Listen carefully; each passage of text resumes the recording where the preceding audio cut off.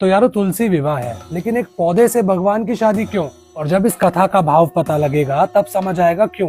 एक कहानी सुनाता हूँ। बहुत समय पहले एक पतिव्रता स्त्री थी, नाम था वृंदा। भक्त थी विष्णु जी की, लेकिन उसका पति सही नहीं था, नाम था जलंधर, पूरा अधर्मी। जब तक वृंदा अपने पति के लिए निष्ठावान है तब तक जलंधर को कोई नहीं हरा सकता, ना देवता ना भगवान। तीनों लोकों पर विजय तक तो ठीक था, लेकिन अब जलंधर पूरा अधर्मी बन चुका था। उसे चाहिए थी माता पार्वती। उसके इरादे सही नहीं थे।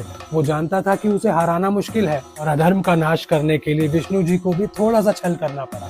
उन्होंने लिया जलंधर का ही रूप और पहुंच गए वृंदा के सामने। यहाँ वृंदा का पतिव्रत धर्म टूटा और वहाँ शिव जी ने किया जलंधर का वध। अधर्म का नाश करने के लिए विष्णु जी को कठोर कदम उठाना पड़ा।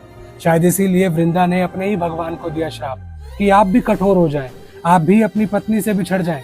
भगवान अपने भक्त की बात टाले, ऐसा हो ही नहीं सकता। विष्णु जी बन गए शालिग्राम, यानी कि एक कठोर पत्थर, और कुछ युगों बाद खोया माता सीता को।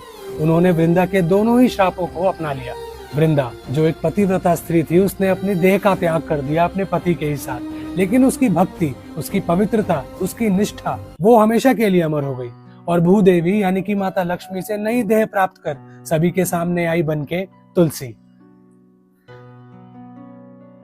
तुलसी शब्द आता है संस्कृत के तुलना से। तुलना यानी कि जिसे कंपेयर किया जा सके, और तुलसी का अर्थ है जिसका कोई कंपैरिजन ही नहीं है, इनके जैसा कोई भी नहीं। अच्छा एक बात बताओ, आप काफी समय सोने के बाद उठे हो तो सबसे पहले क्या मांगोगे?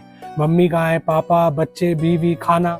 तुलसी विवाह की ये प्रथा हमें ये भी बताती है कि 4 महीने की योग निद्रा के बाद जब श्री विष्णु उठते हैं तो सबसे पहले जाते हैं अपने भक्त के पास और निभाते हैं वो प्रेम का बंधन। और ये बात माता लक्ष्मी को भी पता है। शायद इसीलिए बिना आधार के भक्ति अधूरी है और बिना भक्त के भगवान का कोई रूप ही नहीं है। हरे कृष्णा।